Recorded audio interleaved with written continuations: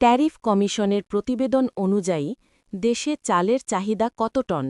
উত্তর ৩.৭ কোটি থেকে ৩.৯ কোটি। বাংলাদেশের বিজয় দিবস উদযাপন উপলক্ষে প্যারাশুটিং প্রদর্শনীতে অংশগ্রহণকারী দলটির নাম কি? উত্তর টিম বাংলাদেশ, টিম বাংলাদেশ।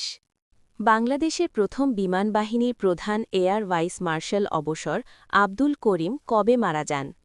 উত্তর ২০ ডিসেম্বর ২০২৫। গণভোট অধ্যাদেশ ২০২৫ জারি করা হয় কবে?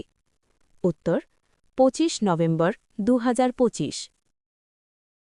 বাংলাদেশের প্রথম স্বয়ংক্রিয় অটোমেটেড জ্বালানি বিপণন ডিপোর কার্যক্রম শুরু হয় কোন জেলায়? উত্তর কুমিল্লা।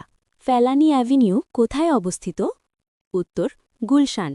দেশের ষষ্ঠ অধরা সাংস্কৃতিক ঐতিহ্য কোনটি? উত্তর টাঙ্গাইল শাড়ি বুনন শিল্প। বর্তমানে দেশে সরকারি কলেজের সংখ্যা কতটি? উত্তর ৭০৮টি। ২০২৫ সালে চট্টগ্রাম বন্দর ব্যবহার করে কোন দেশের ট্রানজিট পণ্যের প্রথম পরীক্ষামূলক চালান খালাস হয়? উত্তর ভুটান। বাংলাদেশের আশেপাশে অবস্থিত প্রধান টেকটনিক প্লেটগুলোর অন্তর্ভুক্ত নয় প্রশান্ত মহাসাগরীয় প্লেট। র্যাপিড সাপোর্ট ফোর্সেস কোন দেশের আধা সামরিক বাহিনী? উত্তর সুদান। ২০২৫ সালের অক্সফোর্ড ডিকশনারির বর্ষসেরা শব্দ কোনটি? উত্তর রেজবেট।